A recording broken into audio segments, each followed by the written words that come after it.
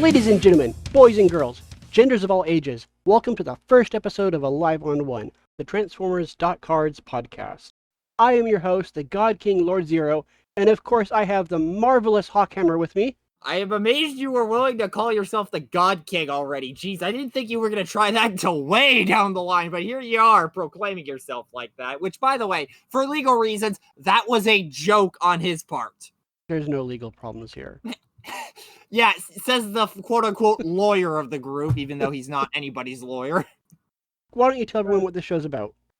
Well, basically, for a while now, we've realized that there haven't been too many direct lines of contact with the community outside of the Discord server and the occasional Facebook comment, so we are making this show to rectify that. Basically, it is your little window into what's going on behind the scenes, in terms of set development, tournament running, all that stuff. Basically, you get to hear what we're seeing from our end on how the game is rolling along.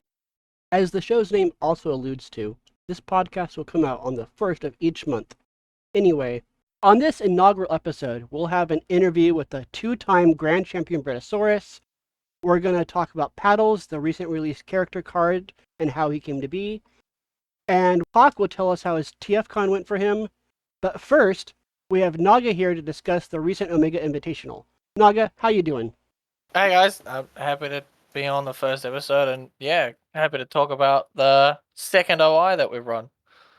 Yeah, so first thing I think we do need to discuss when talking about the OI at all, and this is something we've hammered home pretty much every event we've ran since the community took over, and that is the diversity of decks that we saw. 13 unique archetypes showed up, and of those, of the archetypes that were duplicates, I can speak, they were all different builds. Like even Metroplex, one was playing more along the lines of the Aussie algorithm, one was playing much more balanced with a heavier white icon base, and yeah, so that just goes to show that the meta really, to an extent at the very least, is a crapshoot, and anything can compete if you know what you're doing. Would you say that's true, Naga? No, I think that's pretty much right. It clearly shows that, especially some of these decks, the second place one is a great example. I don't think anyone saw any sort of sniff or any what's the prelude to that showing up whatsoever. So Right. it really does show that you can find anything in any sort of random combination in there, and it can be competitive. Right, because like Penguin was the one who got second in the event for context, and he was at least from what I saw, he was indicating that he was going to go on the Octone stuff that he used to win Encounter 4, but then he mentioned it at some point, I don't remember what it was, but he realized that Pounce actually does a lot in a blue shell and decided, well, let's roll up with this and see what happens. And A, he was right, Pounce is a beast, but B, he did also take advantage of the fact that Secret Actions really hadn't been running around a whole lot as of lately, and as a result, counter espionage, I don't think was played a whole lot. I actually got the I forget the words. How the heck do you spell counter espionage? There we go. Okay, I forgot an R. Yeah, so there were 2 total amongst every player, and those were both in the sideboard, and only one of those made it into the top 4. Now, I haven't checked who it was yet. Actually, I can do that right now. It was Brett. Of course, it was Brett in the sideboard. So, yeah, one was in Brett's deck. The other was in Nano's Mega Opportune Amalgamation deck. So, yeah, admittedly, Penguin did get a pretty favorable environment with barely anybody running counter espionage. Admittedly, a few people were running Decipher, which, when's the last time we saw that card floating around? And Probably it's like, a lot more now. Yeah. At least amongst the those of us in the community that suffer from the unfortunate condition known as being British. But yeah, definitely I think it's gonna pick up a lot more. Plus, again, the fact that Alive on One is still a thing. The meme that characters, get left alive on one. Not this show, but like characters getting left alive on one. Like, don't get me wrong. Counter espionage is unquestionably the better card, but Decipher, I think, does have a place, especially with the fact that we are starting to see more defensive decks reemerge. We saw Double Primes. We saw Pounce and Friends.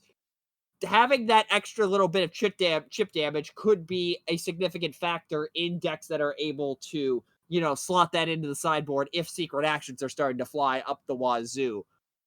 I'm looking at all the information because it's really interesting to see, right? I mean, when we look at a very common topic when you look at sort of metas and stuff like that is where Bashing Shield, your grenade launcher, sort of sit, right? And it's been a thing through the history of the game, especially for those that are joining post cancellation. It was such a big thing early on, right? All these aggro decks were always great for throughout the seasons, but when major tournaments came up, sort of thing, it was always blue that came up on top, right?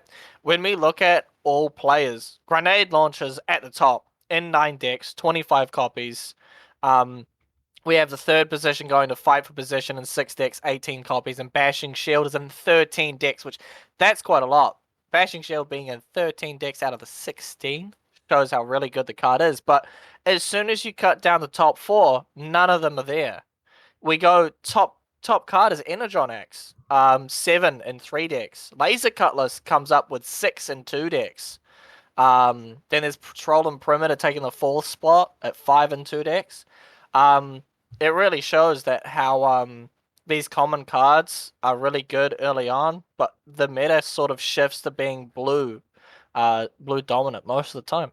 Right, and when you look at the two blue decks in question that made it top 4, my Double Primes and Penguins Pounce nonsense, they both deal with the Bashing Shield problem in different ways. Penguin just plays a butt ton of secret actions, which what's a Bashing Shield going to do to that? And in terms of mine, I don't remember exactly how many armors. Wait. Okay, I was going to say my deck plays a heavier dose of armors. But looking at my list, my only armors are 2 Bashing Shields, a Sparring Gear, and 3 Lagarten. So I have zero clue how I managed to escape Bashing Shield. Because let's go back through my bracket while I'm thinking about it. So round 1, I faced Sandman. That was a Devi deck. I don't remember if he was playing Bashing Shield or not in that. But of course, I'm looking at the thing right now. I can very easily open that up and take a look. Yeah, no Bashing Shield in his deck. Then I played Steven in round 2, which, looking at that, 2 Bashing Shield there, so I did have to deal with that. Then round 3 was GN, 2 Bashing Shield there. And then I played against Penguin, who did not have Bashing Shield, and then I played against Brett, who decided to absolutely slaughter me, and I have now lost to Metroplex in the Losers Finals twice, but he did play a Bashing Shield as well. So I did face a decent number of Bashing Shields, but despite that, my armor suite was enough to hold... what in the world? I am genuinely confused as to how I made it out of this bracket now. I was going to say, it's interesting because as popular as Bashing Shield was in all decks, everyone pretty much just had it as a one-of, like relying on that green pip to get it. Yeah, and even I was doing that too in early builds of it, but I think it was Naga who recommended putting it up to 2, which, by the way, Naga, once again, I owe you a fruit basket for something related to the OI. But yeah, having that second copy is significant in terms of being able to, consistently deal with armor decks, but also, both Steven and GN were playing 2 copies, so that I don't think fully explains it. I don't know. Leave your theories in the comments, folks. Somebody will get it right eventually, probably. Any other comments on this? Because I'm trying to look for some anything else that just that was just unusual in general. Well, it jumps out to me that despite Night Racer being in 4 decks, only one of them made it to the top 4. Which was Penguins. Yeah. Same with Crash Bash, again with Penguin. And what a surge Crash Bash has had too. To be tied with the most popular character in the whole We tournament. may not want to mention that here. Naga might get a little antsy about that. For context, folks, Naga had to face, I believe it was Evil Gem in the loser's second round. And after that, he started sending me messages that everything that would happen in Season 3 was Evil Gem's fault. And he's going on a crusade against Crash Bash, which all I have to say to that is good luck. This guy, I think, has been one of the most balanced or headmasters in the game. So you have your fun. We'll see how it goes. But also, in case you're wondering how serious he is about this, his status is currently, and here we go, he has changed his profile pic to a GIF, or to 2 GIFs of the Joker from Dark Knight. I don't know what's going to happen in Season 3, but I guarantee you Naga is going to be playing Crash Bash the whole way through. Yeah, that card's really good, eh? I think Penguin has definitely been one of the first people to jump on that. Because the power that it gives in sort of a blue deck, just being able to have a base 6 attacker for 7 stars is nothing to scoff at, really.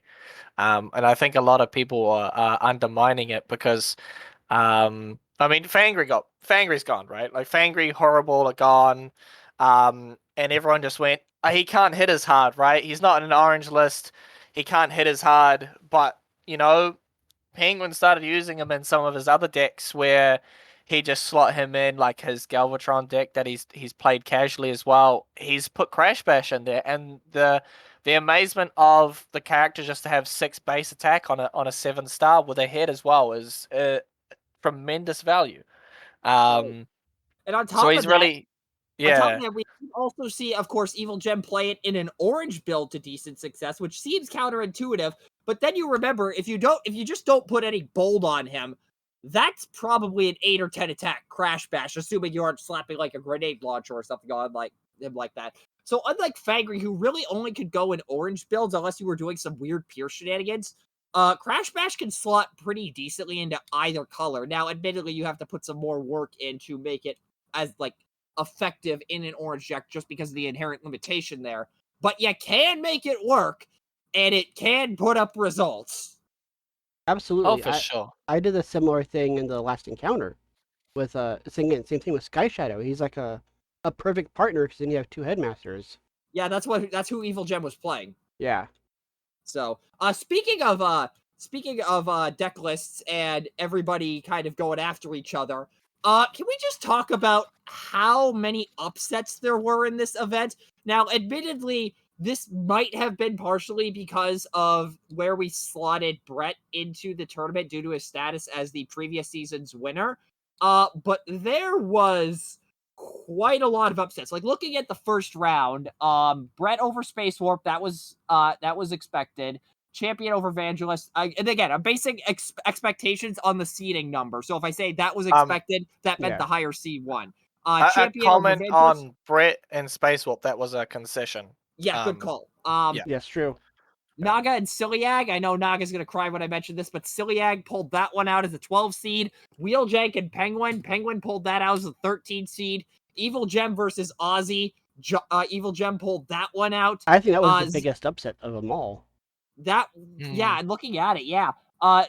Zero versus GN. GN pulled that one out. Then again, that's aggro versus a Titan for you. Me versus Sandman, I pulled that one out. Steven versus Nano, Steven pulled that one out. And then going on to the next round there, Brett pulled his match out versus Champion. Penguin upset Ciliag. Admittedly, it was a 12-13 upset, but an upset's an upset. GN, that was expected. I upset Steven in the latest installment of the greatest rivalry this game has ever known, I think. Just that random tangent like that, me and his battles during season 2 were just nutty. I think the majority of them are on YouTube. If not, there still are plenty on YouTube, so go watch those. They are just bonkers. And then in the winners semifinals, Penguin upset Champion. I managed to come out over GN. And then Penguin upset me in the winners finals, which I'm still annoyed about that one because of the fact that, game 4 with Lord Megs. Which, I mean, I know Brett took the Champion, and I think even Brett would agree with me. Penguin's such the MVP of this whole event. I don't think anyone saw him coming. For sure. Like, the fact, this is going to be a weird comparison, and I know this is going to go over a lot of people's heads, but this is like playing for the losing team in the cup final and winning the Conn Smythe. Like, everybody knows what you did was awesome, but you kind of wish you were holding up the other trophy, let's be honest. Of course. But then over in the losers bracket, Naga was a slight upset over Wheeljank. Z slightly upset Ozzy. Nano was an upset over Sandman. In the second round of the losers bracket, Steven versus Vangelis, that was expected. Evil Gem versus Naga. Evil Gem came out on top of that one. Ciliag versus Z. Z won that one. Nano versus Brett. Brett won that one. The next round, Steven won. Brett won. Then Steven won. Brett won again. Brett won the losers pre-finals. And then, of course, just, took me to task in the losers finals. Again, me losing to Metroplex for 2 straight rounds. Next OI. I am just coming with whatever anti-Metroplex nonsense is showing up in the meta, specifically as a screw you to Ozzy and Brett, which, let's be real, they're gonna both play Metroplex in the next finals if I had to take a wild guess, unless some other crazy nonsense happens and Brett pivots. But, also, I really want to point out that how good of a job Evil Jim did too. Like, he came in at 3rd to bottom, and it took Steven Moss, who, Brett aside, he was the top seed, right? Right. And that's what it took out Evil Jim. That's really impressive also. Right. And keep in mind, if you've been watching my stuff over on Servants of the Dice Gods for a while, you'll know that me and John know each other in real life. He casually played this game on and off when the Wave 6 beta was happening. He really didn't start fully paying attention until I think about late 2022. If I don't remember, I'd have to get that correction from John. But in that time frame, he joined in on the Wave 9 beta, elevated himself to a dev with his analytics skills, and then rolled up into tournaments, managed to put up some really good results, and then managed to get top 8 in the World Championships. How many people in any card game ever can you have, going on a run, have ever gone on a run like that, where they show up, play a couple of events, and all of a sudden they're taking people to task in the World Championships? Yeah, 100%. So, yeah, again, upsets galore. Now, I'm saying upsets in terms of bracket seeding. In actuality, a lot of these matches were fairly close, in the grand scheme of things. The skill level was very, very close across the board. There were a couple things here and there that put people over the top. Again, as an example, my little incident with Lord Megs in Game 4 of the Winners Finals, that kind of secured it for Penguin, because that Game 5, what was that? But there was it really could have gone anybody's way. 1 or 2 flips here or there, and we're looking at a completely different outcome for sure. Absolutely. Even my game versus Brett, that first match was extremely close. The second match had all issues. I'm not saying I would have won. I know I would have lost next round. But we could have easily had Penguin winning this if something else happened with me and Brett. Right. But again, that just goes to show how much of an insane run Penguin went on. Again, I'm not trying to take away anything from Brett here. No, Brett would completely agree. Penguin was, as Brett described it in an upcoming interview that we'll have, Penguin's the rising superstar of the whole game. For sure. I would not be surprised if me and him got into a few scuffles next season, along with me and Steven continuing our rivalry, because now the groundwork has been set with what happened in the Winners Finals. Yes. Okay, enough with me trauma dumping about the winners and the losers finals. Let's talk about the grand finals for a little bit. If you haven't watched it, the replay is here on the YouTube channel somewhere. Just ignore all the conversation about Popeyes and kangaroo burgers being a thing. But this, for those of you who aren't familiar with how best of double elimination, I can't speak all of a sudden. Double elimination brackets work. Basically, everybody has a loss they can give. They have to lose twice in order to be eliminated. So if Brett won the first match of the grand finals, we would have had to play a second one. And spoiler, we did. And it ended up being a 6-game sweep, essentially. Brett won 3-0 in the first match and then 3-0 in the second match. But despite that, if you watch the replay, it was a fairly close set of matches altogether, which, even when sweeps are competitive, you have a fairly healthy meta overall. Would you guys concur on that? Absolutely. Naga? Oh, yeah, for sure. I think Penguin mentioned it in one of our chats as well, that there'll be points where Metroplex looked like he had the upper hand a lot, and that was because that station really helps change the sort of dynamic of what you want to do when you verse Metroplex sometimes. But yeah, there was definitely moments where Metro had like the upper hand, but still it was pretty close most of the way through. Yeah. I know me and Wheeljank and Evangelist were all saying at points like, this looks like it's Metroplex, but it could easily still swing either way. So that first game especially, oh man, that was one of the highlight games from the whole event. For sure. Like, again, I will also say, I think this match is definitive to the advice that I gave in my OI player profile. Or actually, I don't know if it was I said this somewhere, but like, you could roll up to a tournament with basically anything, and as long as you know what you're doing, you have a chance to run rampant and just absolutely ruin everyone's day. Yeah. And to that point, I just want to talk about real quick. This is something that I'm mentioning off the cuff, but once again, if you look at the deck list, not a lot of them, if any, are using or like primarily cards from Wave 6 and onwards. The core of the game is still Wave 1 through 5. Like, looking at Brett's list, 10 cards total from Wave 6 or later. Penguin's list, 10 cards as well. My list, 13. Steven's deck, 5, 6, 7, 8, 9, 10, 11, 12. I could go on, but I think I've made my point there. Like, there is still plenty of room for waves 1 through 5, and this is something we've been focusing on from day one, is just providing options in wave 6 and beyond, not necessarily overriding what exists in the game. Now, admittedly, there have been a couple of instances of that happening. Open Agenda, in many instances, is a strictly better pep talk, but pep talk does have its place still in the game in certain situations, so it's not like it's a completely dead card. There are valid reasons to run it still, even if most of us don't in this day and age. And besides, again, this goes back to my point about you roll up to an event with whatever deck, you might start a trend. Who knows? Anything is possible here. Yeah. We hadn't seen Pounce in any competitive play pretty much at all. And I bet we're going to see a lot more now. Right, and honestly, I think he's in a similar situation to Menastor, because I know Wheeljank's talked about that a few times over the course of the post-cancellation era.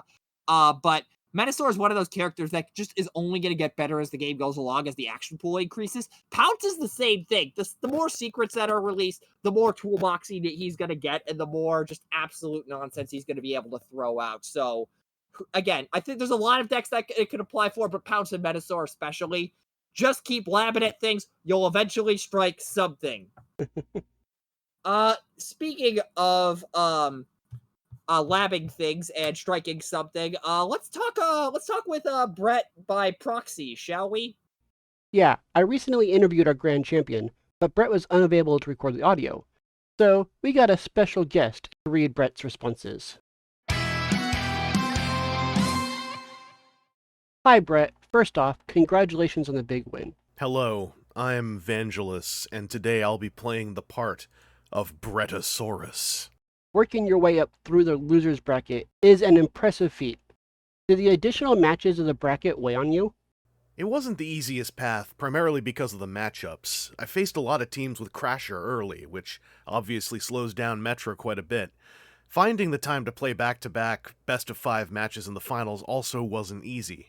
But Penguin was a great opponent and is a real rising star. He deserves a lot of credit for creating a unique archetype and piloting his deck so well. Despite player success with Metroplex in the past, a lot of people were still a bit surprised to see him win the whole tournament. What were your thoughts and strategies on choosing Metroplex and building the deck? Metroplex was already one of the strongest decks in the format, even with suboptimal deck construction and piloting.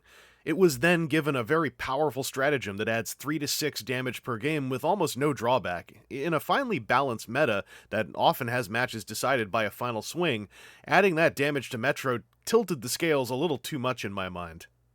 You boasted a lot of confidence going into the event, but were there any decks you were concerned about running into? I'm not sure if I was as confident as I may have seemed. After a lengthy hiatus, I needed to play a bunch of testing games with Naga to even remember some of the rules. I think any of the decks with End Hostilities main are tough, especially the ones with a way to fetch or recur it. That card is probably the single best anti-Metro card, and almost half my sideboard is dedicated to dealing with it. Bellicosity was definitely the sideboard MVP.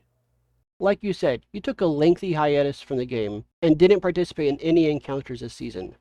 You were invited to the OI as a returning champion, but inviting someone who hadn't participated in this season was a hotly debated topic. Even though it clearly worked out in your favor, do you have any thoughts on the topic? Did you feel like you had to try even harder to prove you still deserve to be here? I like to play TCGs for the competition that comes with them, so having the most skilled field possible is always my preference in any event. If roles were reversed, I'd want the defending champion to participate, and a victory without their participation wouldn't give me the same level of satisfaction. Anyway, congratulations once again on your big win. Do you have any final words you'd like to say? The folks steering the ship have put a lot of effort into keeping this game alive, and I don't think they get enough kudos for that very hard work, so please take the time to let them know how appreciated they are if you haven't recently. I thought the field was very diverse and competitive, and especially appreciated the great games I shared with my opponents. I'm grateful to have been included in this community and value all the friendships it's allowed me to make. Till all are one! Alright, thank you, Vangelis. As for me, Chris, Vangelis on the internet... Oh, there's more. I'm just riding high off the power of getting to portray the doubler, the two-time OI top of the hill, tip-top champion, toughest in town. That's a power fantasy I've now gotten to live out. I'm so strong! But that was also very fun to commentate over that last match. And that was quote-unquote Brett. Thank you, voice actor personality Vangelis, for covering for him. That was a bit shortened compared to the full text, which you can read on Transformers.cards. And I want to add this in here. This is something that me personally I've been pushing for behind the scenes. If you watched a lot of my older tournament casts, you'll know that there wasn't a lot of player audio. That's just because I'm cognizant of player privacy reasons, and Brett wanted some privacy in that respect, and we were more than happy to grant it with him. So if you're coming into the tournament scene and you're nervous about being on camera for a feature match or something like that, just let me know, and I will do everything I can to accommodate you, because we want people to, feel comfortable going in here, but we also have a responsibility and obligation to make sure the community sees what's going on here, and we are more than happy to do whatever is necessary to merge those two in a way that everyone is happy. Completely jarring transition to the last thing I wanted to talk about here with the OI, and I briefly touched on this earlier when I was talking about Naga's plans for Season 3, but looking at everything that started doing good, this upcoming meta in Season 3 is gonna be wild. Now, for context, at the start of Season 2, a lot of that was dictated by the fact that Devi was the boogeyman at the time, and everybody was planning around him, so we saw a lot of wide decks and Metroplex running around at the time. At the end of this OI, if we look at the top four, we have Metroplex, Pounce, Double Primes, and another Devastator. Devastator, admittedly, though, has been shifting more and more to a heavy black build compared to the orange ones that I was running at the end of Season 1. Double Primes and Pounce are heavy blue, and Metroplex is Clown Vomit, the deck. So we're starting to finally see a shift away from these wider aggro decks just running rampant. Admittedly, they're still going to have their place in the game. Cars and orange builds of Devi, I still think, can do stuff. Orange Devi's definitely fallen off a little bit, and once again, I am the foremost authority on Devi in this community, so I feel like I can say that. But Cars is always going to have a place in the meta, let's be real. It's just a matter of making sure you lose the initiatives, or, just hit really hard. But in terms of this meta upcoming meta, what's going to be on everybody's mind is defense and Metroplex. And Naga, I want to throw this to you. What do you think the response is going to be in order to deal with those? Oh gosh, yeah, it's going to be really interesting. I will say as well, touching on some stuff too, because it's really interesting. With a couple of cards being out of circulation for this event at the moment, IAC is obviously a big topic of discussion, overall in sort of the meta. So, being out of this did shake up the OI a little bit. I know we made comments. If you haven't watched Steven versus Nanotech, I believe I made some comments at the beginning of that both those players love Ayak, right? And both their decks used it. They had to change it up for the OI a little bit. Steven still did an amazing run with Devastator, right? I don't think Devastator will ever not be something that people don't think about as a meta pick.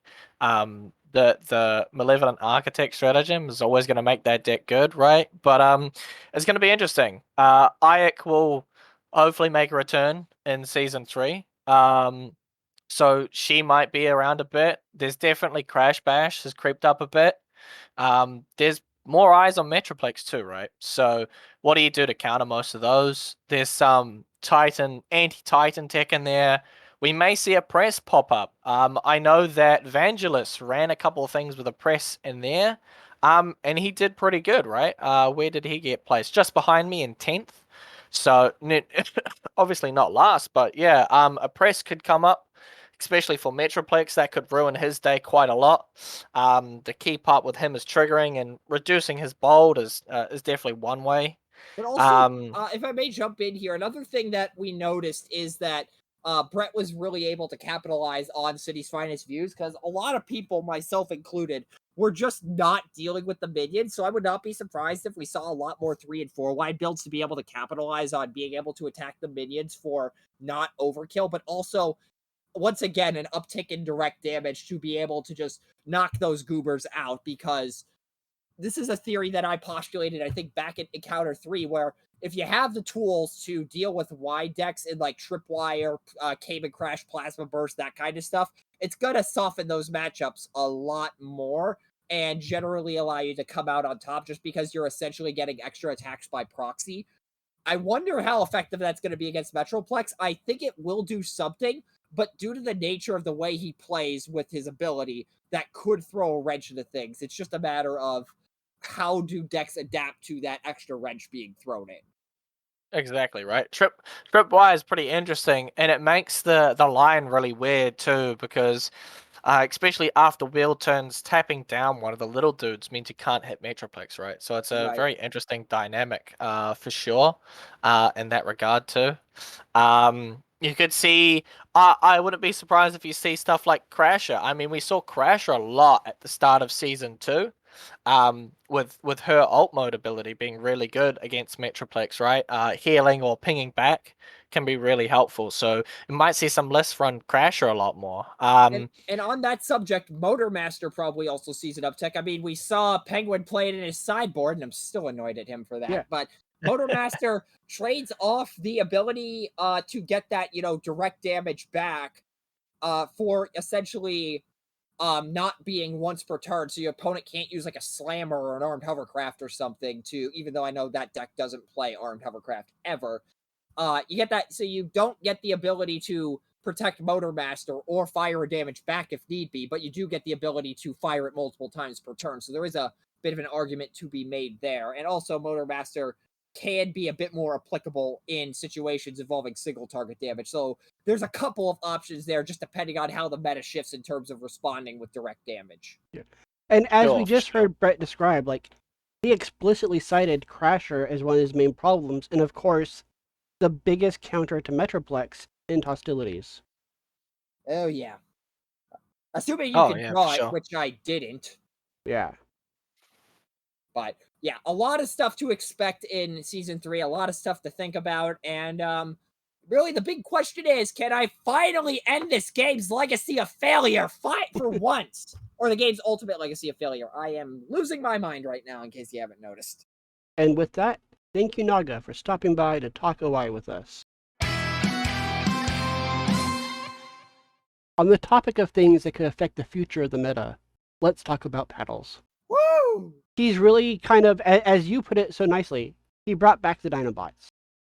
And well, I think it was a little more elaborate. You're right. You're right. Because the exact quote I said was, and I quote, he protect, he attack, but most importantly, he bring Dinobots back. So let's just talk about paddles. So for those of you who don't know the story behind this, basically, was it back in February, I believe?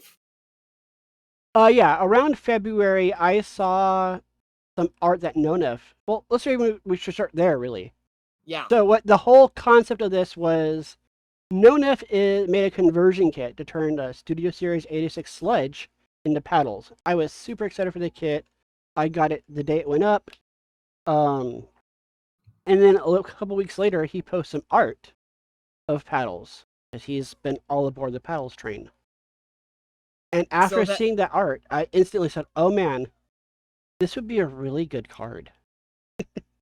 So now here's my question for you. Did you reach out to him or did he contact you first? From reading through the chats when that all started, I can't figure that out. Yeah, after I saw the art, I reached out to him. I quickly introduced myself and basically said, hey, would you mind if we used that art, and do you have a clean version of, he posted the head, like a torso shot. A headshot and a torso shot on clear acrylic, which that was not gonna fly for us. Exactly. So I was asking if he had just the image. Instead, he offered to commission whole new art for us to use for bot mode, and then gave us the art for Dino mode. Righto. And then that's pretty much where we stepped in and basically said, alrighty, let's figure out what this goober is gonna do. And we were originally planning him to release him in an upcoming release, but the OI was happening around the time we were wrapping up with him, and also the fact that it was a sponsored card, so we did want to do the person who sponsored it justice, and this is something that might be our policy going forward, might not, it all depends on the situation. So we released it as a promo card. So that's what happened in February. March, April, May was basically spent trying to figure out what we were going to do with this guy, and bot mode, for the most part, has stayed the same since the beginning. The basic idea was, if somebody on his side gets hurt, he's gonna get pissed. I would argue both sides have stayed relatively the same. The very first day I announced it, we kind of came up with a general plan that bot mode, like you said, it's his revenge mode. Right. It decreases his attack due to damaged allies. Correct. And that his other mode would be defensive and help protect his allies. Right. The reason I say, though, that bot mode never changed is because, again, the core concept of each mode stayed the same, but bot mode never really shifted in development because, A, it felt on theme, and B, there wasn't any balance issues with the numbers we were throwing around. I mean, I would argue it did. At one point... It did? Yeah, at one point, instead of simply being if you have damaged or KO, it was based on the number of damaged and KO'd. Oh, that's right. I forgot about that. I'm thinking to myself, was that during the hiatus I took in April? But no, I remember that now. So that did get adjusted slightly. So both modes did actually go through revision process. Alt mode was definitely more drastic, though, because, of course, the current text, which we have on screen most likely right now, when one of your other Dinobots in alt mode defends, it can't take more than 6 damage this battle. You may have this take up to 3 of that damage, but not enough to KO this, and the other character takes the rest. So basically, if one of your Dinobots in alt mode takes more than 6 damage, it drops to 6, you can move 3 of them to paddles. That is not what it originally did, actually. I don't have the dev notes in front of me. I think those were removed when it went public. But as of day 1, it did that. The trigger is what changed. Correct. And also, I think the alt mode condition was added in at some point, if I remember correctly. Yeah, it used to be, instead of requiring alt mode for those protecting, the trigger was just simply if you flip to blue. Which we figured initially that would be a good way to encourage Dinobots to play Dino Chomp a little bit more and also get more value out of their matrices. The problem was it didn't feel on theme for starters. Naga specifically pointed this out. It felt more like Paddles was turtling and protecting everybody rather than jumping in front of a bullet. So we changed it to he takes some of the damage and they have to be in alt mode in order to get around the fact that just allowing any Dinobot to have that damage mitigation would have been way too strong. Yeah, so, and also, we also really thought it was on theme for Dinobots, because in reality, Dinobots really fight in their Dino mode a lot. However, in the TCG, most all the time you want to attack in bot mode. Correct. So this gave reasoning to keep them in Dino mode a bit longer. Precisely. So that is how the development process for paddles played out. We had the basic ideas from the beginning. The ideas shifted around in development slightly in order to make them more balanced and also more functional in the grand scheme of what we wanted the card to do. Then we got the art, we got some background art, and ta-da! That is how paddles came to be. And I will say this, it is a lot of fun. Now, of course, the big question here is, what is this going to do for Dinobots? Because outside of the Mii Grimlock stratagems from Wave 8, this is the first bit of Dinobot support post-Wave 5, but it's also the first bit of Dinobot support since the Sludge nerf, essentially, which, if you're not familiar with what happened there, basically, there was a unofficial rule on the team that we were basically not allowed to make Dinobot support unless Sludge was solved, because Sludge, of course, could just full heal everybody on your team. So we changed the rules regarding move damage. So if you get a choice in how much damage you move, then you can't KO a character. But if the amount you move is locked, then you can KO a character. So it basically prevented Sludge from, full healing a team, but still allowed things like Windsweeper to do what they've always done. So Paddles then was born as a result of that, although the gap there was pretty significant. I think we made the Sludge change at some point in the second quarter of 2023. Yeah. And then Paddles came about in February. So, and just again, to kind of elaborate / nitpick some wording, it's less. I would say it's less that we changed the rules and changed the ruling. All that we did was in some Q&A that Wizards of the Coast did, they said that yes, Sludge can full heal a team, and we reversed that one because it was just way too strong, especially nowadays where there's more ways to bring Sludge back from the graveyard. There's probably going to inevitably be comments like Dinobots weren't even competitively viable.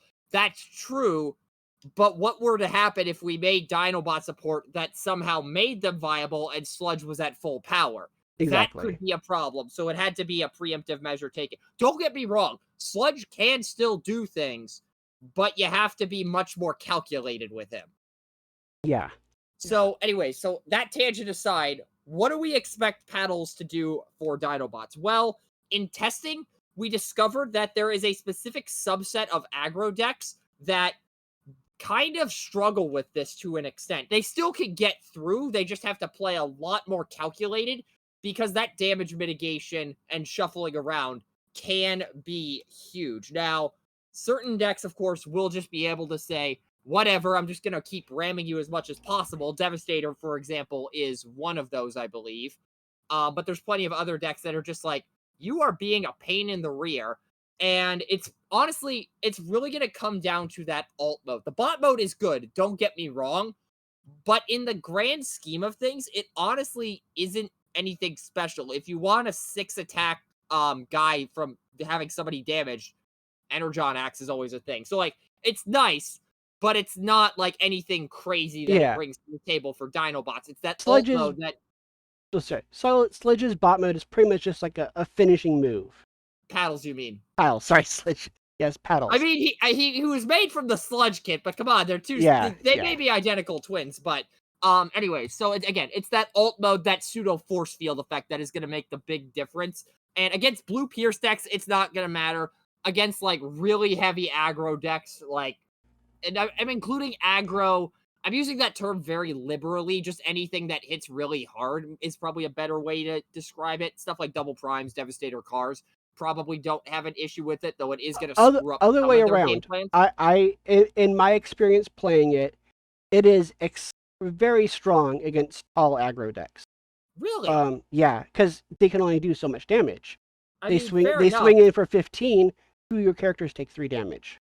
I could have sworn at some point during my testing I had no problem with it, but I might just be misremembering that. Where I struggled with Paddles against was, like you said, blue, wide, anything wide, especially blue wide, but orange wide too.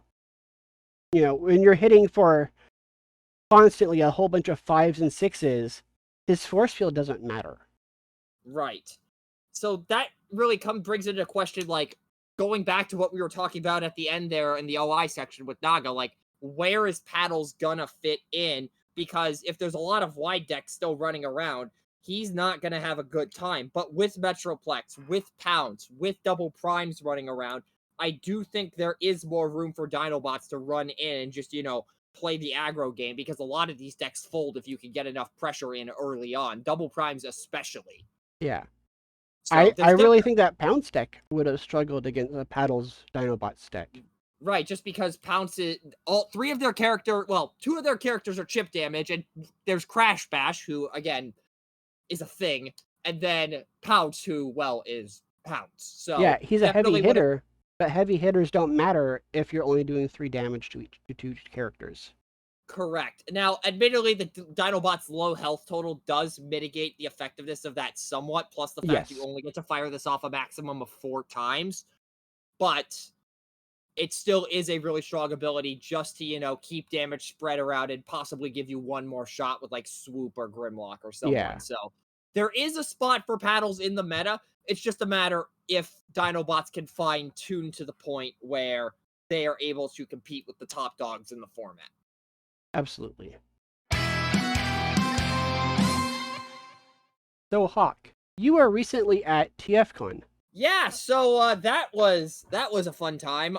So for those of you who don't know, we show up at TFCon to promote the game because our marketing strategy is basically based around not marketing the TCG players, but the Transformers fans, because Wizards learned the hard way that trying to market this game to TCG players doesn't exactly go well if you ain't careful. So our strategy is market towards Transformers fans, not TCG fans. There are probably going to be some residual TCG fans who pick up on this, but our main focus, again, Transformers fans. And like always, it continued to work, and good lord was the TCG room popping this year. This was easily the most busy TCG room we've had at any of these events. There was consistently 3, 4, 5 people playing games at a time a good chunk of the event, and there was just a lot of people going through, asking questions and stuff like that. So very busy, very exciting, and a lot of people were really hyped by what we have managed to do. Sharks was a crowd highlight, Squawkbox was as well, Rodimus was. And again, that's just looking at what we've done. Of course, the big names from waves 1 through 5 are going to draw people's attention to an extent. Also, fun fact, speaking of paddles and that transition, people got to see paddles alt mode for the first time ever at the event. So that was a neat little teaser. Scorpidoc also, I didn't have a Scorpidoc deck with me, but he was on the little poster advert that I had with me, and that drew in a lot of interest. And beyond just, people saying ooh, this is in the game, exciting. There were a lot of people who were trickling into the room saying, hey, we have a bunch of cards. Y'all want to do something with them, since we really don't have a use for them. And we took some of them. So that was good to see those get repurposed to good homes to redistributed to the community. And then, yeah, I did a couple of interviews with a couple of YouTubers. Freakenstein and Children of Primus, I talked with, discussing kind of all the basics of our operation and going over how people can download cards and print them off and stuff like that. Because again, this game is as inexpensive or as expensive as you want it to be. There is a broad range of ways to, gain access to this. So that was a point I was driving home all weekend. And that's just the TCG nonsense. There was also my fun little dealer room story. This is a tangent, but basically I had done 2 laps in the dealer room, thought I wouldn't be able to find anything this year, and then I found a core class swoop, which, first off, Picky, if you're listening to this, apologies to you right now for gloating about this again.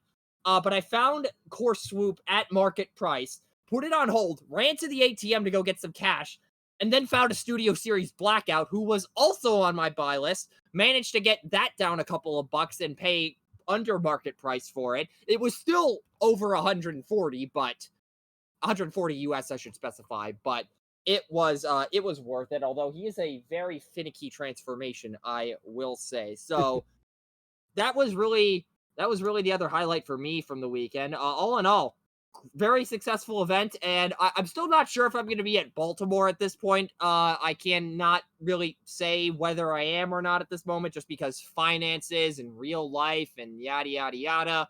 But hopefully I will be able to go to Baltimore and continue this little party we have going there. Yeah. And I'll definitely still be at LA this coming year as well. It sounds like you had a somewhat similar experience where when I went to LA last time, I remember I brought a few decks. I'm like, I'm going to bring some decks because I'm probably going to have a lot of downtime. There was no downtime. It was just a constant stream of people coming in and out wanting to know more about the game.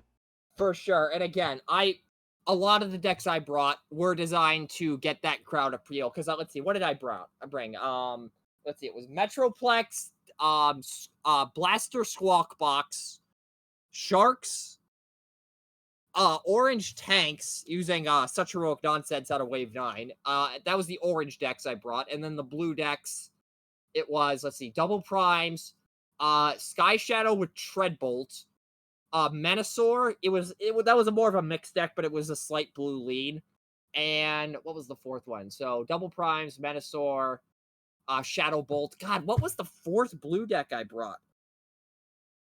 Oh, Rodimus-cards. That one I think, like, if there was a deck that, like, won the event, like, in terms of popularity, it would definitely be Rodimus-cards. Sharks was a close second, and Blaster Squawk Box was definitely a third. I definitely think, like, Squawk Box was a little more niche, so that's why maybe it didn't appeal as much, but definitely Rodimus and Friends and Sharks were the top two, like, big popularity. Like, ooh, I want to try that decks of the weekend. So overall, great success. I'm really curious. So when you give people, when someone comes in and says they want to play, how do you describe the decks to them? Do you just simply list off the characters? Do you describe how it plays?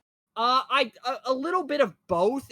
Like for Double Primes, I basically say you want to recycle your actions and just hit really hard. For Rodimus-cards, it's about managing your small guys before just whacking something with Rodimus. For Sharks, it's revive your Sharks and swarm your opponent. Metroplex, that was a nightmare to explain because Metroplex and how Ozzy and Brett have managed to further that deck. But yeah, it's a mix of both, explaining what the characters do and the overall gist of what the deck wants to do. And that's what if people wanted to play with the full power decks, because I did have a few starter decks on hand, and I will probably be building a couple more. Specifically Superion and Menasor, I believe. One of the bulk card donations that was dropped off, I fished out a full set of aerial bots and Stunicons that I will be using to build new starter decks. So I will probably post those to .cards at some point, and maybe we'll upgrade them to starter status along with the other 4 plus all the precons, but we'll see how that goes. It all depends on how long it takes me to fine-tune them. Sounds great. As a little bit of housekeeping, the team has had some discussions, and we will be swapping the release order of our next two sets. Wave 10 will be CNA Augmentation, and Wave 11 will be Hostile Airspace. We ultimately made this decision based on the progress of the two sets, and it also aligns with some of our personal schedules. So I'm going to jump in here and explain a little bit. So at previous TFCons, I mentioned Hostile Airspace was Wave 10, CNA Augmentation was Wave 12. That was the release order for a long time, but there were a number of factors that slowed down Hostile Airspace's development, primarily me having a quote-unquote forced absence from the game back in April, and that slowed things down dramatically. And on top of that, I felt like based on the size of the set, trying to get it out by a November release date was just unrealistic beyond belief. So what we have currently scheduled, and I will put a disclaimer on this, this is just what we are shooting for at the moment. This could change, as always. Currently, we are slating CNA Augmentation for a late November release around Thanksgiving, ideally. And Hostile Airspace is slated for late March. The beta start dates we have not determined quite yet. We will figure that out soon enough. But again, release dates are late November for CNA Augmentation, late March for Hostile Airspace, subject to change as always. And most notably, we just announced Wave 9B and Bruticus earlier in the week. The swap here will not affect the development timeline of that. Bruticus will be in beta here throughout August, and that should be releasing at the latest by early in September. Yeah. I guess that's it for this inaugural episode. So yeah, next episode, we'll be talking more about Bruticus, where he's at, the development from the original Arc 1 version to the Wave 9B version, as well as what happened during the beta event. We'll discuss that in detail. Also, is there something you want us to cover on the show? Got a hot take you want us to discuss? Leave a comment on the video, or check the description for a link to tell us. I've given my fair share of hot takes over the years, most infamously that saying Cayman Crash was not a good card. Let's hear stuff like that. Alrighty then. Until next time, toodles. Yep, peace out, y'all.